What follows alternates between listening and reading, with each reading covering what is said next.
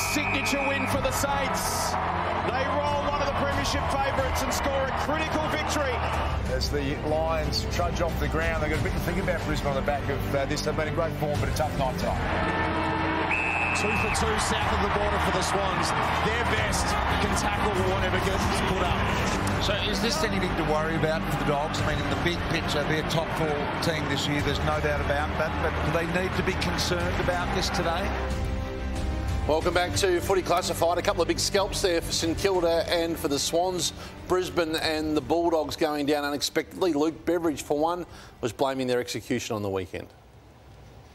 I thought they kept their shape pretty well and they spread the ground and they move it similarly to us. They played a better brand, a similar brand to us, but they played it better than us.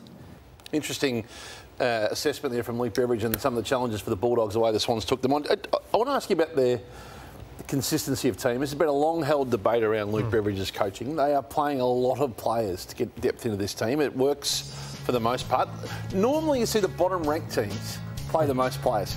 41 is an extraordinary stat, number 1 in the competition. Hard to be critical, isn't it, when they're second on the ladder with the best percentage in their form this year, and I don't have too many concerns over the Dogs, but you're right, Hutchie, that is a strange stat, and I guess, Lordo, we have been critical of Luke Beveridge for being too inventive and too lateral with his thinking. I haven't seen as much from him this year, but come round 18, I'd be settling this team down as best I could. Yeah, I'm with you, Kane. I think that he may feel that moving his last bottom 3 or 4 players around every few weeks doesn't affect things as long as it's not your top-end players. But I agree, continuity within all lines, back, midfield and forward, is what he needs to do sooner rather than later. Even small things like Caleb Daniels being chucked everywhere now. He's such a damaging halfback. He's an All-Australian. He's now playing midfield. He's now going forward. I'd just be getting the team, which set them up so well in the first half of the year, back to that for the last 6 weeks, a good run at it into the finals. I'm not concerned about them, but what Bevo would be worried about is the way they were beaten by Melbourne and the way they were beaten by the Sydney Swans on the weekend. And what I want to highlight with the Sydney Swans is those that were live at the game, I was watching on TV, say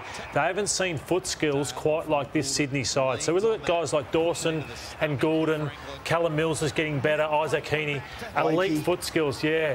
So they're just waiting the ball out in front of their targets really, really well. And the Western Bulldogs are one of the best skilled sides we've seen, and yet they were put to the sword by the Swans in that area. It's a massive weapon for them. We saw it earlier on in the year, wasn't it, when the first time we really noticed Sydney was when they beat Richmond at the MCG, and they did exactly that. They cut them up. They're playing a different way, attacking you with their foot skills, and it's a big weapon.